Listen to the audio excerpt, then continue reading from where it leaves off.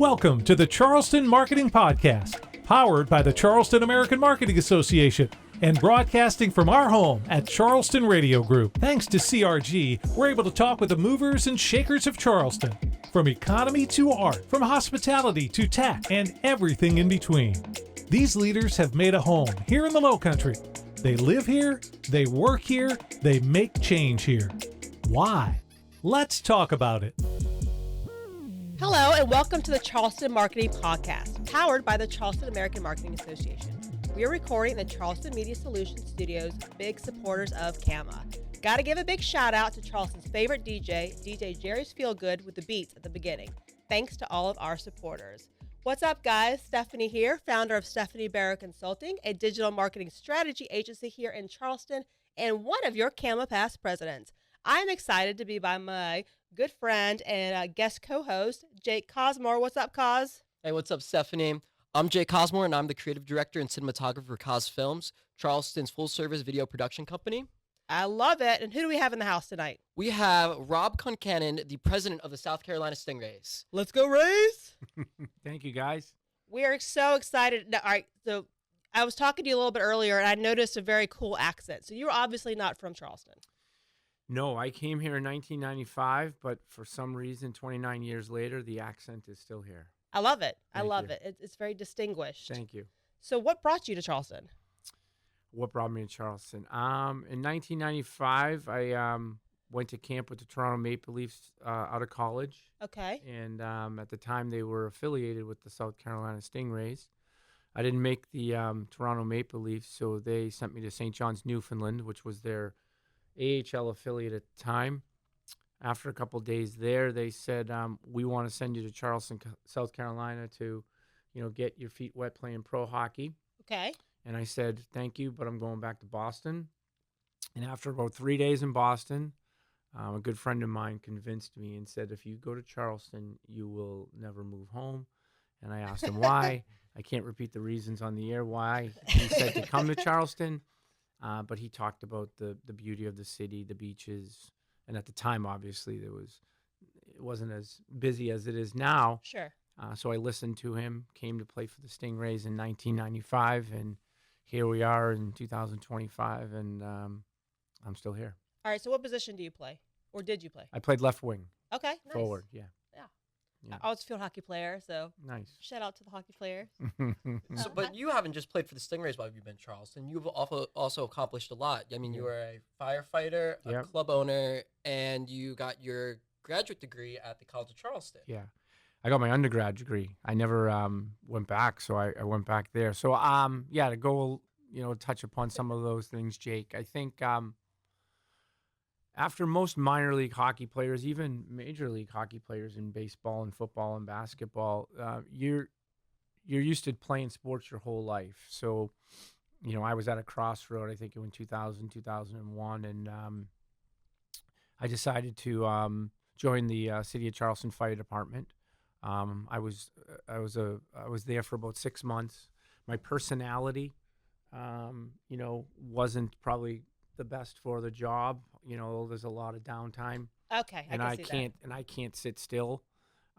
So I was always interested in the restaurant and bar industry, especially the bar industry. But I haven't drank for 30 years, so it was kind of like, crazy cool. to think that somebody. At least you're not getting in trouble for your profession. Yeah, so I bartended a little bit and worked, a couple door jobs in the summertime while I was playing for the Stingrays and make a couple of extra dollars. I used to work at Club Trio for a little bit, and I remember those days. Yeah, and my buddy wanted to transition out of Club Trio at the time, and I loved it. It was only open 2 days a week. There was no food. It was just, you go there at 10:30, 11:30 to dance and, have a great time. And he said, I want out. And I said, well, I wouldn't mind, seeing what the number is and seeing if it makes sense for me and my wife at the time. And she was the one who encouraged me to jump in. So I did. We owned it for about 6 or 7 years with another friend of mine. And then I actually, in 2011, I was asked if I wanted to be the president of the Stingrays. At the time, I had newborn twins in February of 2011. I had the trio. I took the job in April, and then things started to happen real quickly with the Stingrays job. And I told my wife after about a year and a half, I just don't think we can do both. Yeah, that makes sense. We lived on King Street, so when I would come home from Stingrays games, I'd walk right past King and Calhoun to where we lived. And normally I would take a left to go to Trio and see how things were going. Right. And you guys know the food and beverage industry is a very tough industry to be in. Sure. And if you're not hands-on or you're not an owner, Especially with things, young children at home. Yeah. It's probably been hard to Yeah. manage all of that. yeah, twins too. And Twins. so I've been in this position with the Stingrays for the last 15 years. It's awesome. Now, I'll say you've hired some really excellent people. I work with a lot of them, some of my clients, and everyone there is top notch. I appreciate that, and I think in any business and an organization, you need good coworkers, you need good employees, and you need to understand what motivates them and what doesn't motivate them, and kind of how to push and pull at those certain times. And I feel very fortunate with the staff that we have this year. On the hockey side of things, Right. and on the business side of things, they're doing a terrific job. Attendance is up, corporate partnerships, ticket sales, and I just think like the overall buzz and morale for the team this past year is really at a good all-time high. And it's you guys know we're in a competitive market. There's a lot of different things to do in Charleston every single weekend. Right. The River Dogs are hugely Huge, successful. The Battery, the tennis tournament, concerts. There's You're other things. competing with Yeah, a lot. Yeah, and But every you built a pretty cool legacy brand here. Thank you. And we've been doing it for 32 years, and knock on wood, we've had a great year on the ice. Our coach got Coach of the Year yesterday. The team set all kinds of records with most wins, points. I can go down the list, and it's just He was really giving good. me the stats on this. Yeah. I mean, with 52 wins, 109 points, and winning the Bradham Cup, you guys are going to the playoffs. How are you feeling right now? Feel awesome. It's been a really, it's just like you guys, when work is going well, Yeah. and people are happy, and morale is up, and the Right. culture is good. It's contagious. Oh, and it permeates your whole life. yeah, it makes things better. It makes things more fun. It makes things easier. Ironically, on the way over here when I was driving, I got the text saying about the playoffs and Yeah. like some promotion. And you Yeah. guys do a really good job, I feel like, of getting the message out there. It's immersive on all your platforms. It's Yeah. consistent. I have multiple clients who have partnered with the Stingrays, and you have all these different opportunities. So if you're a small business listening right now, they have all these incredible packages to market your business where you can, for instance, my client, Red Plumbing, Heating and Air, they do the warm-ups, right? So you're out there, you're watching the Stingrays play, and then there's logos. And, a couple years ago, we did like the kids takeover game. Can you talk a little bit about all the fun promotional opportunities? So, like being from Boston, if Right. you say the Bruins are playing the Canadians on Saturday night, 18,000, I was going 20,000 to say, people. the city shuts down. The city shuts down. They're Yeah. going to the game. In minor league sports, it's a little different. And we have 36 home games, 36 away games. So you have to become creative in terms of attracting fans to come to the games. Right, We had right. Star Wars night this year. We do Spider-Man. We, share our Susie night for breast cancer awareness. There's always a different promotion or theme or something going on that appeals to folks who aren't necessarily the biggest hockey fans at the time. Right. But then once you get them to the game, Sundays are geared towards kids and families. The game's at 3:00. Our biggest game on Sunday this past year was Bluey's. And we had both characters at I the love game. Bluey the cartoon. And we had 6,000 people on a Sunday. Early on when I had the position, I was like, what are you talking about? All this other stuff is important. We have plenty of hockey fans here. We do, but not as many as we could appeal to, doing these cool and fun promo nights and partnering with nonprofits and other organizations and companies and businesses who also want to jump on board and Right. support the cause. Most of our, specialty jersey auctions are tied into a a donation back to the MUSE Hauling Center or the Children's Hospital or whatever else it may be. We've become smarter with that as well, and ordering replica jerseys, because the auction jerseys go for like $500 to $1,000 to $2,000, and that prices out some folks who come to the game. So we've done a better job with getting replica jerseys that are at a price point for folks who come to the games and want to go to it, and they can go to the merch stand and get it. We've seen huge success with that this year. But it's really important to, market the games with a promo around it, tie in our radio and TV partners to get the word out, and then obviously get the support from some of our corporate partners as well. Yeah. I'm on the PTO board of my kid's school, and so y'all have been awesome. So they're Charles Pickney, shout out Charles Pickney Elementary here in Mount Pleasant. Yeah. We've partnered with you guys where we've bought we've had a link, and you've been able to buy tickets, and then we could all sit together as a group. And then I've worked with your marketing department to have some of the Stingrays come to the kids' school and do like the Reading Buddies program. Yeah. And y'all are like walking around, high five. You're all in our yearbook, PS. Like all in the yearbook, like high fiving the kids. All the boys are like, just sign my stuff, and it's super. It's really cool what you're doing for the city of Charleston. Thank you. So. Yeah, community's big for the team. We've always, Anita Zucker and Jerry Zucker were the old owners of the team back in the 90s when I played, and Mr. Zucker always stressed the importance of giving back. Hockey's going to only be for a small period of time in your life, and you have to make a difference. They still have a quote called Tikam Olam. It's a repair of the world. They have it on their suite at the game.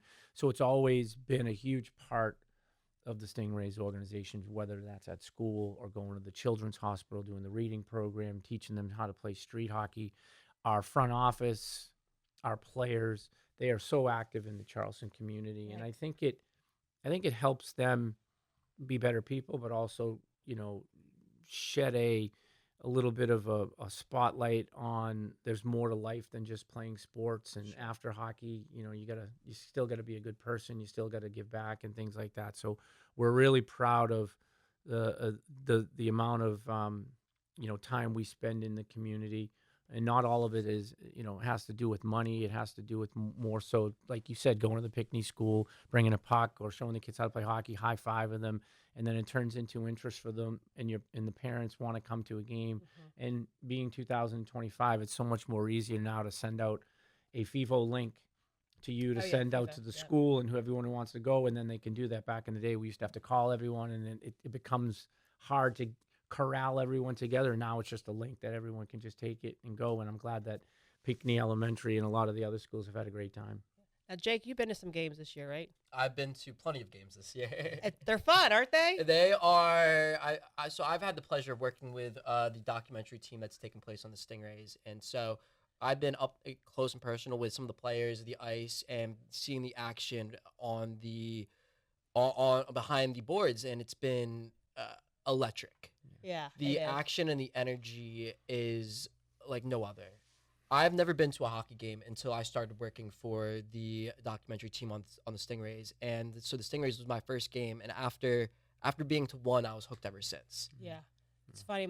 I have a daughter and I have a stepdaughter. My stepdaughter lives in Savannah, and she went to school and she did her fourth grade thesis project about the Stingrays because I'm bougie and my clients are bougie, so they let us go down there, wear the helmets and be on the ice. And so she brought in photos and videos and her Stingray stuffed animal. And now all these kids in Savannah area are talking about the Stingrays. It's cool how you just you've built this brand that, like you said, it's not necessarily just for people who know hockey. Everyone wants to go. Yeah. I mean, you talked about some of the, sitting in the stands watching the game is one part of the experience, right? But we offer different things for fans to be up close to the players. Like you had the bench experience. You sit on the bench during warm-ups. The players come over. You're curious if they're in the zone or if they're going to interact with the kids, and then they spray water. They pick up a puck. They say hi to you guys. Hopefully you don't get hit with it on the bench. No. We love it. It's fun. And then in the hallway for after warm-ups when they go out for the starting lineup, you get the the fan tunnel. The players high five the kids and the parents and get to interact with the players in an environment that you normally don't think would would be an opportunity to do. Savannah's become one of our rivals. They're only an hour and a half away. They are The Ghost Pirates. yeah, the Ghost Pirates. Oh, They yeah, do I a know really all good about it. job. They do. But they're our closest team that we play against, which is great for traveling and in the budget because it's only an hour and 45 minutes away. But yeah, I mean, there's a lot of different experiences like Jake was talking about. He's working with ECHL Unfiltered. They've been covering the Stingrays for the whole season since the beginning of October, and it's been great. It's been great to interact with Jake and some Jake's of so his talented. crew. Yeah. And I think in return, it makes them feel more comfortable. We feel comfortable with them, and vice versa. And we're able to be ourselves. And at some point, get all the footage. And I was going to say, Jake mentioned the word documentaries. Jake, what y'all been working on? So they're doing a documentary called, I think it's Behind the Glass, and where it's the unfiltered version of the Stingrays their season, where we're interviewing the coaches, the players, miking them up on the ice, and giving fans an insight of what they normally don't see. yeah, Nice. yeah, it's called ECHL Unfiltered, and we're the second team to do it. Last year they did it with the Idaho Steelheads. Tyler Nimmons, the producer of the show, was actually from Boise, Idaho. So at the end of our board of governors meetings back in June, I told Ryan Creelan, the commissioner of the league, I said, if they do this again, Right. we want to do it. And I think based on the season that we've had and the amount of excitement that we've had, that it's going to, once it's done and put together, it's going to be pretty cool. And like Jake was saying, it's interviews with the coaches and the players, but it's also like they're going to the apartments with some of the guys and seeing what they do behind the scenes, or going to Ethos and where they work out, and like a day, like in the day of of the Stingrays, kind of a little bit of like a Hard Knocks on HBO type thing. That's neat. But it's been a lot of fun. When the players came to my kid's school, like the number one question was, how many teeth do you have? Yeah. How many teeth do you have? Or how many fights you've been in? Oh, how many fights you've been in? How many teeth you've had? And Yeah. even one fourth grade child asked the guy if he was single, and that was awkward. The teacher quickly corrected, but it was a moment for That's sure. awesome. So speaking about fights, Rob, you've had plenty of fights when you were a player. I Do you know have a all lot your of teeth, people, by the way? Yeah, I don't want to. Oh, there you go. a lot of people who aren't hockey fans don't realize that it's not just about the fighting. It's Yeah. about teammates and sticking up for yourself and Yeah. sticking up for your teammates. Can you touch on that a little bit? Yeah, I mean, me specifically, when it came to fighting back in the day, I had a big mouth. So when I ran my mouth, I would usually either have to skate away from somebody to avoid them, or stick up for myself. And sometimes it's more important to kind of stick up for yourself if you're gonna run your mouth. But the game of hockey has changed so much, and our league has changed so much. So there are guys on our team who obviously have a role in more of a physical presence, and sometimes those are the guys who are, like you said, fighting to stick up for a teammate or fighting a similar tough guy on the other team. It's hockey's really the only sport that guys can actually fight one another and then get a penalty and then come out and play again. But sometimes things happen throughout the game that, a bad hit or somebody high sticks somebody, and a guy takes offense to it and he wants to go there and stick up for his teammate.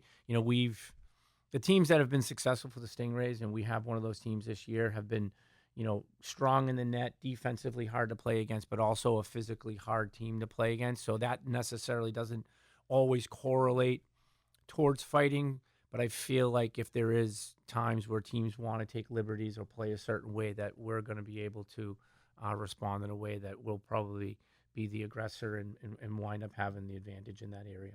Nice. So when it comes to, when I know for our hockey fans out there, when there is a fight that occurs, there's something called a penalty. You get a penalty for it. Yeah. And then one of your players gets taken off the ice, and that makes a 4-on-5 situation. How do you handle those situations where the other team scores on, gets a penalty goal against it, and it results in a loss? How, as the president of an organization who has experienced that, how do you handle those situations, and how do you instruct your coaches and the players from there? Good question. So usually when guys fight, it's actually kind of agreed upon 95% of the time. So each guy, when they get into a fight, they both get 5-minute majors.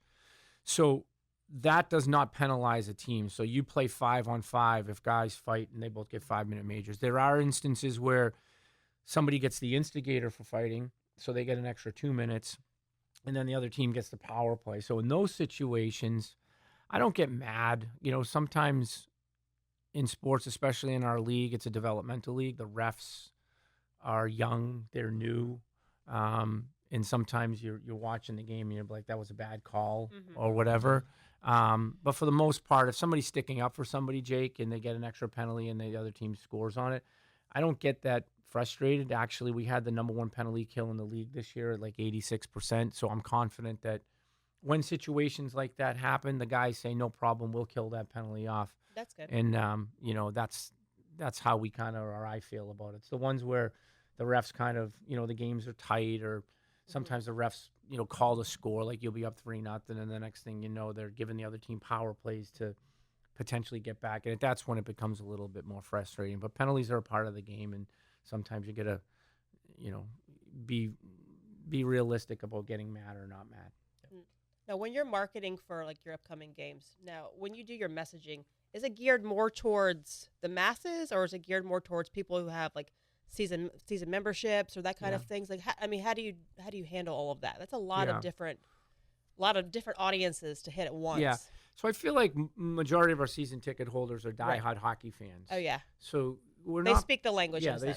They're coming no matter what. Got it. So when it comes to those promo nights, I think it needs to be a combination of external marketing, TV, radio, OTTV, sure, and then internal social as well, Instagram, Facebook, those platforms.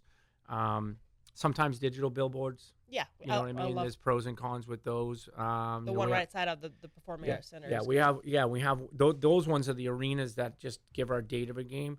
But then Verde has a board across the street that we use where Tanger is that has pictures of 2 players right now and says April 18th and 19th. So it varies. I think we work with Jared Blackett in the black marketing. Jared's been a good friend of mine forever. He's been on our we love him. He's a great guy. So him and his crew do a great job of communicating with us as to what they're seeing on the back end of things, who's buying tickets, and then trying to figure out where to strategically spend those marketing dollars to get the most bang for the buck. I feel like Charleston is a last-minute city. It is 100% a last-minute city. And even last week when we started the marketing, we didn't really see any movement. And here we are Thursday before the day of the game.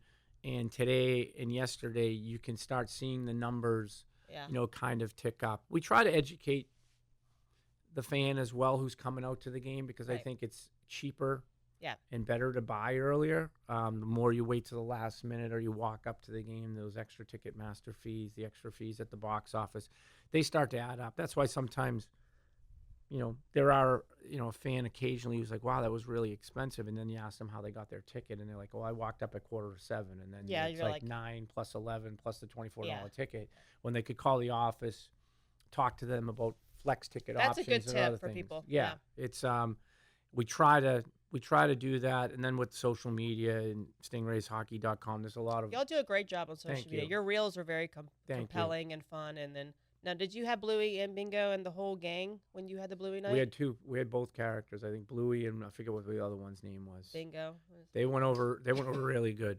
They did. Oh, I bet. They did. Are you already working on your 2025, 2026 season?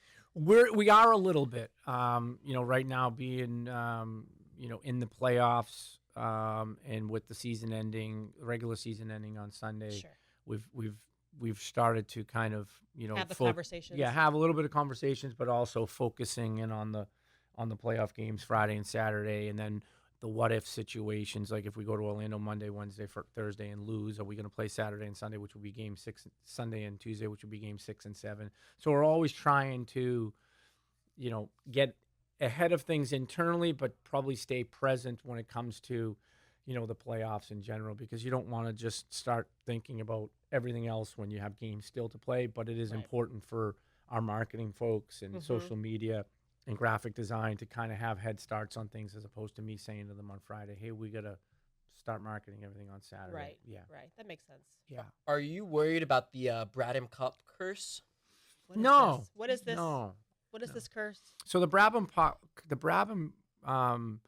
Cup is it's given to the ECHL team who finishes the year with the best regular season record and first overall. So Kind of like the Stanley Cup. no, the Stanley Cup's going to be the Kelly Cup. Okay. Kind of like the President's Trophy in the NHL, got given it. to the team Okay. that finishes first overall. So we actually, this is the second time we've won it. The last time we won it was in 1996-97. I was actually playing for the team, so we won the Bradham Cup and the Kelly Cup that year, and we were the first team to actually win the regular season championship and the playoff championship. The trophy came to the office yesterday. The staff was very excited to touch it and play with it. Oh. And I kind of told them, just let it be. We don't need any pictures. We don't need any media behind Don't it. curse us. Don't curse it. Just Yeah. let it be there. But there is a little bit of Jake of, trying not to, Be overexcited. yeah, be overexcited about it. And That's cool. and maybe there is a curse, but we don't want to have one on our watch. So the last time I think it was it 20? The last time the curse was broken was 2014. Was it? I forget which team was it, but I was just I was doing my research on Yeah. it, and I It sounds was like it. I was Look a at little you. bit I was a little bit nervous, but the fact that you guys won it in 96 and 97 made me feel a Yeah. lot better. Yeah. That's awesome. Winning it is great, but what also helps Yeah. from a marketing perspective is if you finish first overall in the league, you have home ice advantage throughout Yep. the playoffs. So then I can start working closely with the North Charleston Coliseum, Yep. seeing when graduations, other events are going on, yeah. and I can kind of map out when we would be playing because we Right. are the number one seed throughout the whole playoffs. So that helps us tremendously from a marketing standpoint and getting the word out. As a Yeah. coach's standpoint, are you allowed to pick and choose some of those games? So it's not like where you were talking about earlier, where you got stuck on a 6-hour Yeah. bus ride and then immediately had to go Yeah. play. Are you able to be like, all right, we're playing a away game. We can give our players a day off, and then let's have these next 2 games on this day and that day.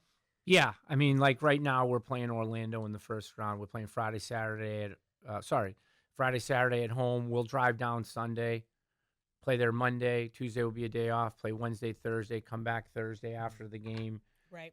Play Sunday if we have a game 6 and 7. Yeah, so I mean, the coach and I A little talk. bit of downtime. Yeah, a little bit of downtime. You know what I mean? As Yeah. you know, it. But they're also probably pretty hyped. They're probably They like, are, but if you play like Friday and Saturday, and then Monday, Wednesday, Thursday, you're playing 5 games That's in a lot. 7 nights, That is a and it's lot. playoff hockey, so it's not regular season. Right. So I think even during the regular season this past year, Jake, I think we did a great job of identifying. Like if we had a 3-game and 3-night Friday, Saturday, Sunday, Monday was always off, but there were times later on in the year where we gave them Tuesday off, or we made them go down to Ethos and go in the cold tub and the sauna and work out and do things like that. So it is important to balance, practicing and resting. But as you get into the playoffs, you practice less and rest probably more. Now, do you do any like team building outside of constantly being together, like in the off season? Well, at the beginning of the year, I think the guys went on a little bit of a cruise, like That's in the harbor. We took them to dinner the other night, to celebrate the regular season. They Yeah. really enjoyed that. We don't really have time during the season per se to go out. Sometimes, like you guys, you're at work and you want to be left alone. You're and like, you get, I just want to hang I out. just want to hang at out home. and be by myself. Sure. that So I makes think sense. sometimes that's important to them as well. Right. With playing games, community, you got to kind of balance it and identify times where they may need to just, rest. Okay, so what can we expect for the upcoming season? Like, is it going to be marketing wise? Is it going to be similar format to this year? Well, I mean, I think we have some time to, go over the data. We know that Saturday nights are our biggest night. Yeah. Fridays are second, Sundays are third during the week.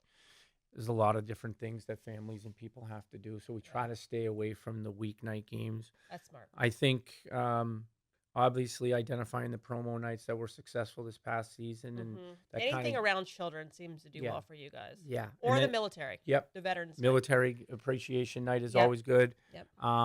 And then kind of start plugging those things at some time. I mean, I think the The first draft of the schedule came out the other day, so we have to tweak some dates with the Coliseum because they have concerts and other things going on. But we're working on it quietly behind the scenes. But I think last year we ended the playoffs. We didn't make the playoffs in April, so we had a lot more time. But now we're going to probably just concentrate on the playoffs and then work into that sometime in the next month or so. That's very cool. Speaking of the Coliseum, Kelsey Ballerini, Ballerini came and played the other night. She was wearing a Stingrays jersey. That is pretty iconic. Yeah. Sometimes you get lucky. Like we had Jelly Roll there. Yeah.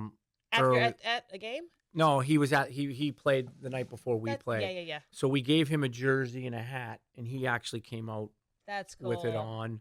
And then the other night, Kelsey Ballerini was there, and I think everyone knows she loves Charleston. She spends a lot of time. Yeah. Outer Banks. Yeah, Chase Stokes. So somebody in Kelsey's family or friend had her jersey on in the audience. Mm-hmm.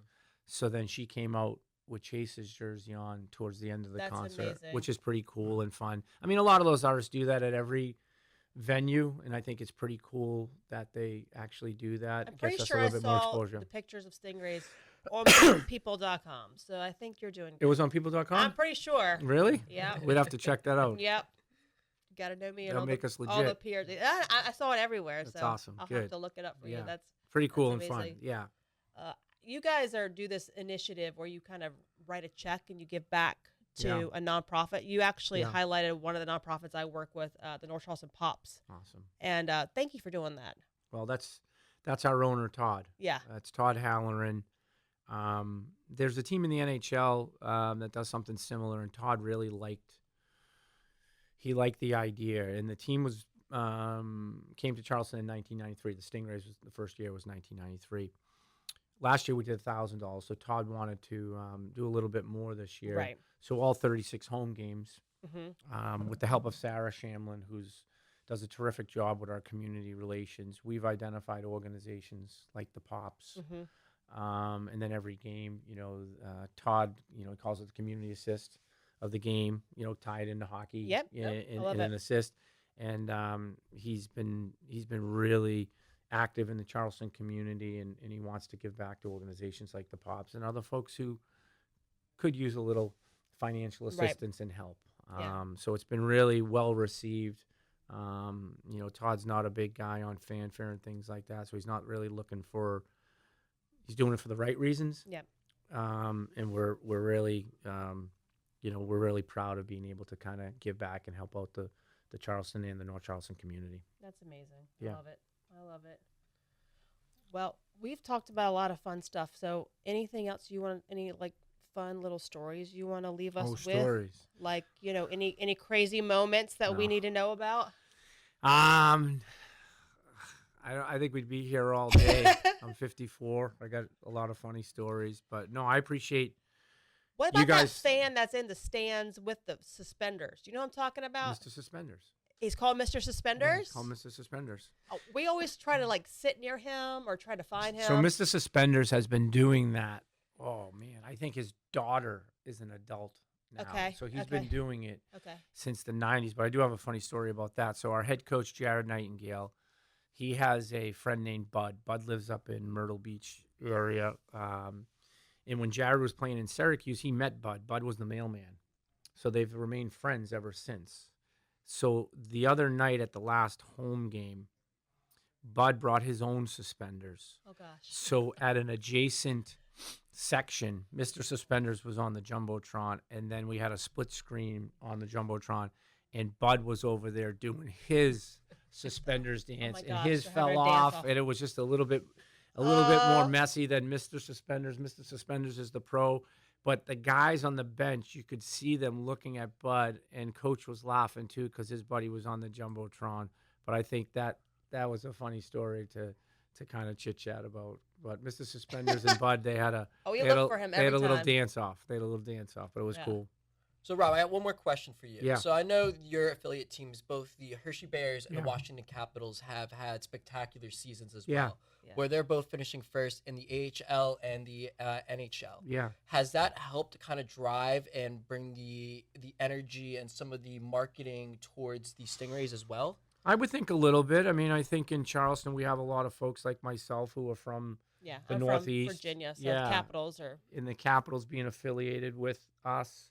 You know, we talk to fans sometimes, and there are a lot who know that we are affiliated with them, and then there are some like who might have just moved here who didn't really know. But I just think, I think it does help, you know, with social media, and the Hershey Bears do a great job of covering us. You know, Washington Capitol, their goalie played for us. The head coach of the Washington Capitals also, you know, worked for us for 5 or 6 years and coached here. So it's kind of like it's one of the strongest affiliations in the ECHL, NHL, and AHL, and we're proud to be partners with them. It's been like 18 years. We do have 5 guys who are actually under NHL contract, so that's always cool to be a part of that as well. But I think to your question, Jake, I think it does help a little bit that we're all doing so well and affiliated with one another. That's awesome. Well, I love the Stingrays. I think you guys are doing great things Thank for the you. city and the community, and so keep it up. I'm excited. Thank you for having me. I'm definitely going to a playoff game, so Awesome. I'm excited. Just gotta figure out which one I'm going to. Thank you so much, Rob. I appreciate having us. Yeah, and thank you for employing Jake from time to time because Thank you, Jake. he's our boy. He is. Can we get a let's go Rays on 3? 1, 2, 3. Let's go Rays! I love it. All right, guys. Before we leave, we need to thank our sponsors. Obviously, the Charleston Media Solutions. Shout out to Brian Cleary, who's here helping us today. Jerry Feels Good and the American Marketing Association. And if you want to be a sponsor or a guest on our show, please reach out to us at podcast@charlestonama.org, and we will get back to you. All right, close us out, Jake. Thank you for being with us today. Until next time, Charleston. Stay Bye. classy. Stay classy.